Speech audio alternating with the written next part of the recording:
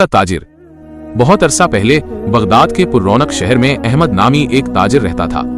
वो अपनी दियानतदारी के लिए मशहूर था, लेकिन पे दर पे हादिसात, समुद्री जहाज की तबाही, आग और एक बददियानत शराकतदार ने उसे इंतहाई गुर्बत में धकेल दिया। एक रात अल्लाह से हिदायत की दुआ मांगने और खाली पेट सोने के बाद अहमद ने एक अजीब ख्वाब देखा। ख्वाब में एक आवाज आई, तुम्हारा नसीब काहिरा में है। अल अजहर की मस्जिद में जाओ, वहां तुम्हें वो मिलेगा जिसकी तुम्हें तलाश है। ईमान का सफर। अहमद उम्मीद की एक करन के साथ बेदार हुआ। उसने अपना आखिरी कालीन बेचा ताकि खजूरों और पानी का इंतजाम कर सके और सहरा के तवील और कठिन सफर पर निकल खड़ा हुआ। रेतले तूफानों और झुलसा देने वाली गर्मी का सामना करने के बाद वो हफ्तों बाद थका हारा और खाली हाथ काहिरा पहुंचा।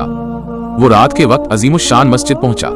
अजनबी होने और ठहरने की जगह न होने की वजह से वो सहन के एक कोने में सो गया। ताहम इसी रात चोरों के एक गिरोह ने मस्जिद के पड़ोस में वाक़े एक घर में नक्ब लगाई। शहर के मुहाफिजों को इत्तला मिली और वो मौके पर पहुंच गए। चोर तो भाग गए, लेकिन पहरेदारों ने अहमद को मस्जिद में सोते हुए पाया। इसे गिरोह का हिस्सा समझकर मुहाफिजों ने उसे मारा पीटा और तहखाने में कैद कर दिया। कप्तान का मजाक।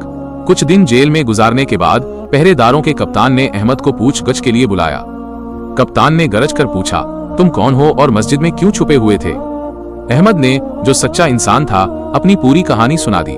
मैं बगदाद का एक ताजिर हूँ। मैंने सब कुछ खो दिया और मैं यहाँ इसलिए आया हूँ क्योंकि मेरे ख्वाब में एक आवाज ने मुझसे कहा था कि मेरा नसीब उसी मस्जिद में मेरा इंतजार कर रहा है।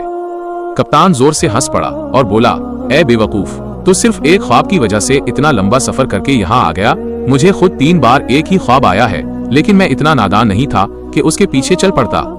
कप्तान का ख्वाब। कप्तान ने तंज करते हुए कहा, मैंने ख्वाब देखा कि बगदाद के एक खास मोहल्ले में एक घर है जिसके बाग में एक फवारा लगा है।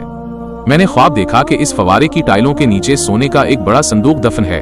क्या तुमने मुझे बगदाद जाते देखा? नहीं, क्योंकि मैं अक्ल वाला आदमी हूँ, ख्वाबों का पीछा करने वाला नहीं। फिर कप्तान ने उस घर की तफसीलात बताएं, गली का नाम, दरवाजे का रंग और फवारे की मखसूस बनावट। एक हैरान कुन अंजाम। अहमद का दिल जोर से धड़कने लगा। कप्तान ने जिस घर का नक्शा खींचा था वो कोई आम घर नहीं था, वो बगदाद में खुद अहमद का अपना घर था। कप्तान ने उस पागल ताजिर पर तरस खाते हुए उसे चंद सके दिए और कहा कि अपने घर वापस जाओ और साए का पीछा करना छोड़ दो। अहमद ने उसका शुक्रिया अदा किया और जितनी जल्दी हो सका बगदाद की तरफ रवाना हो गया। जब वो अपने पुराने और शिकस्ता घर पहुंचा तो सीधा बाग में गया। उसने अपने ही फवारे के नीचे खुदाई शुरू कर दी। 1 घंटे के अंदर उसका बेलचा किसी लकड़ी की चीज से टकराया। उसने एक भारी कदीम संदूक बाहर निकाला। जब उसे खोला तो वो सोने के सकून, जेवरात और कीमती अशिया से भरा हुआ था, जो उसके वहमो गुमान से भी ज्यादा था। सबक। अहमद